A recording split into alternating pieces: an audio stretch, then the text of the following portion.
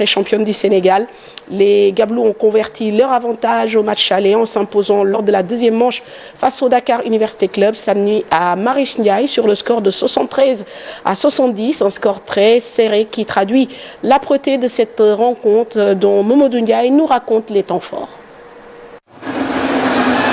Plus d'une semaine après leur victoire lors du match aller 71-66, les Gabelous ont confirmé leur suprématie ce samedi au Stadium Marius Ndiaye à l'occasion de la finale retour face au club estudiantin du Dakar Université Club. 73-70.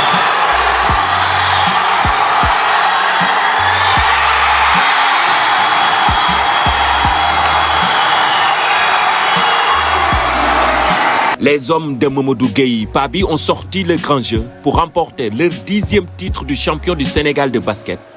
Pourtant, le Duc a bien démarré le match en dominant le premier quart-temps, 22-16. Au deuxième quart-temps, l'AS Douanes s'organise et reprend l'avantage, 38-34. Mais du suspense, il y en aura jusqu'à la dernière minute de jeu. Les maladresses des universitaires ont permis à l'AS Douanes de scorer et remporter la finale retour, 73-70.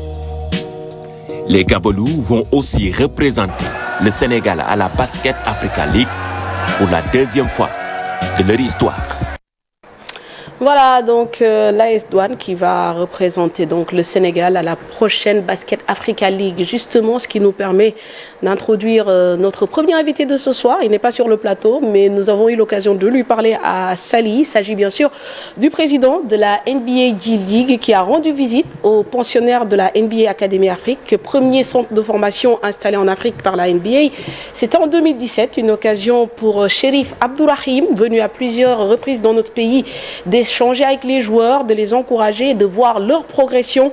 À cette occasion, nous nous sommes entretenus avec lui pour parler de l'importance que prend de plus en plus le Sénégal et l'Afrique pour la NBA. D'ailleurs, son organisation, la G-League, vient de signer un jeune Sénégalais du nom de Babacar Sané. La G-League où entraîne un autre compatriote, Ngagne Desagana Diop, est tout simplement l'antichambre de la NBA. Et lui, en tant que président, son travail est de développer cette organisation sur tous les plans. Voici l'entretien que nous a accordé Chérif Abdourahim, président de la NBA G-League. Voilà, mesdames, messieurs, bienvenue ici à la NBA Academy Africa où nous avons le plaisir de nous entretenir en exclusivité avec monsieur Chérif Abdourahim qui est le président de la G-League. Alors, la G-League, vous en entendez beaucoup parler parce que nous, amateurs de basket, on connaît plutôt la NBA, mais je pense qu'aujourd'hui, on aura l'occasion de mieux connaître cette institution qui est plus ou moins la strate qui est en dessous de la NBA. Monsieur Rahim, c'est un plaisir de vous recevoir ici. Thanks for this meeting and we are very pleased to welcome you here in Senegal. La première question, après vous avoir dit bonjour, hello, c'est quel est l'objet de votre visite ici à la NBA Academy Africa? So first, thank you for having me and welcoming me back. I think this is my fourth or fifth time in Senegal, and I came, I've come now I think 5 times, and like many years ago, Amadou Galou Fall, my colleague at the NBA, brought me here to see Seeds, and that was before the NBA Academy. And I came here to the NBA Academy when it launched and it first opened here. And I try to come and just year over year just see the young men and how they've grown and developed and continue to get better. In the G League, we just signed a player from the Africa Academy, Babacar Sene. So, we welcome him. So just to come and support, continue to see the growth, continue to meet and talk to the students. Ok. Donc si on comprend bien, c'est une façon de supporter, de voir un peu le développement de la NBA Academy. Maintenant, en fait, on voit que la NBA Academy a installé son premier centre de formation ici. On voit qu'il y a aussi la BAL qui a organisé 2 éditions qui préparent sa 3e édition. Est-ce qu'aujourd'hui, l'Afrique est un terreau de développement éventuel pour le basket américain? Yeah, well, it's becoming with the academies here, with BAL here, the office here, is becoming a central point for basketball on the continent. Obviously, Amadou has played such a huge part in developing the game here on the continent, continue to develop it. But I think Senegal is becoming a hub for basketball on the continent. Ok. Alors, récemment, vous avez pris part, je pense, à la fameuse organisation Basketball Without Borders. Voilà, c'était en Égypte. De manière générale, qu'est-ce qui vous impressionne le plus chez les Africains dans leur façon de jouer, leur façon de faire le basket? So yes, I was just with Basketball Without Borders Africa. It's maybe my third time that I participated, and what always stands out is like how much better the players are each time, and then the players that I meet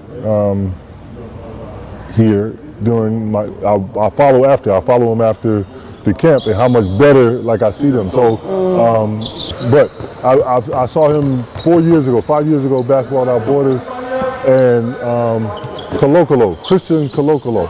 So I watched him Basketball Without Borders 4 years ago, very young, raw. 5-6 years later, he's being drafted into the NBA. So just how much better the talent continues to grow, and just how quick the players, when I see them, I meet them, I see them the next time, how much better they've become. And then just overall how the camp and basketball in general is growing on the continent. Ok. Alors, je rappelle que M. Sharif Abdourahim est le président de la G-League. Et c'est l'occasion aussi de parler de cette organisation. Récemment, nous avons eu un Sénégalais qui a été promu coach avec les New York Knicks. Il s'agit en l'occurrence de Ngagne de Sagana, qui est le sélectionneur de l'équipe nationale du Sénégal. Et c'est une grosse fierté, bien sûr, pour nous. La question que j'ai envie de vous poser pour rester dans le contexte africain, c'est est-ce qu'il y a beaucoup d'Africains qui jouent dans ce championnat du G-League? I don't know the percentage of African players, but either from directly from the continent or like second generation moved to the United States. There's a big presence, obviously, in the NBA of players from Africa, from Senegal. I think you mentioned Desana. He's now the head coach of the Westchester Knicks. He actually brought me my first time coming to Senegal. He brought me with a seed camp coming to Senegal. So it is the presence of Africa in the G League is growing. Yes. Basiquement, comment pourrait-on définir le championnat de G-League, sachant qu'il y a une strate au-dessus, ce qu'on appelle la NBA? À quoi sert la G-League en réalité? So the G-League represents the NBA's league for development. Right, so you have like grassroots, like camps, like academy, high school in the United States. You have university. And then many players, when they're on their journey to the NBA, maybe they're not quite there yet. They use the G League to help them continue to grow and develop to reach their goal of playing in the NBA. Okay. And not just players, coaches, executives, all have come from the G League. On peut parler d'antichambre en fait. C'est une antichambre de la NBA. Alors, aujourd'hui, on a vu que justement, c'est une ligue quand même qui se développe. Vous êtes passé, je pense, de 14 équipes à 28 équipes. Est-ce que ça veut dire que quelque part, il y a de plus en plus d'intérêt? Est-ce que toutes les équipes de NBA, par exemple, ont des équipes en G-League? Our league is 28 of our G-League teams are directly owned and operated by NBA teams.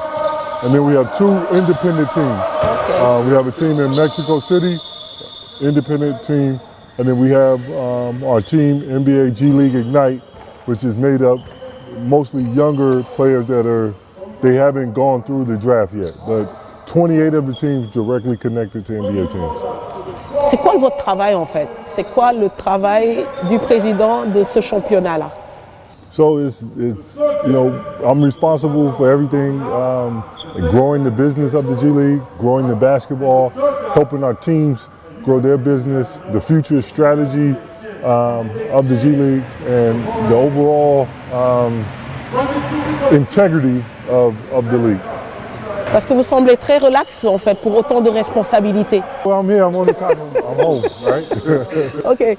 Alors, à la fin de votre carrière, parce qu'on sait que aussi pour avoir un peu revisité votre parcours, que vous avez joué en NBA pendant, je pense, presque 10 ans, quelque chose comme ça.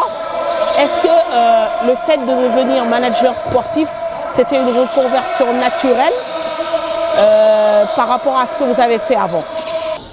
No, I wouldn't. So from going from playing to transitioning, I don't think it's easy. It's like always a process of just continuing to learn and develop.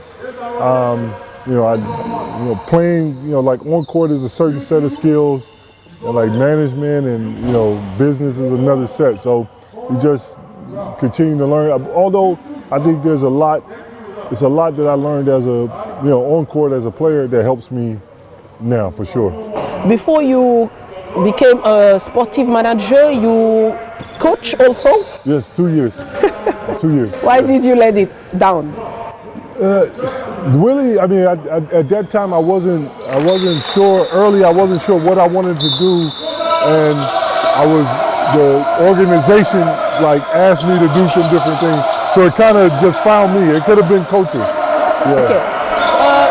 Parlez-nous un peu de votre parcours de basketteur et de votre formation universitaire. So I went. My college was the University of California, Berkeley, and at that time I spent 1 year there, and I played, and then I was drafted into the NBA. At that time, the Vancouver Grizzlies. Over the years, while I was playing in the NBA, I was also still studying. So, it took a while. I ended up graduating and earning my degree from California, Berkeley. But it was a fun time, and I learned a lot through the university. Okay. Thank you. Je pense qu'on a vraiment fait le tour. On vous remercie de nous avoir accordé ces quelques minutes et on espère qu'on vous reverra bientôt au Sénégal.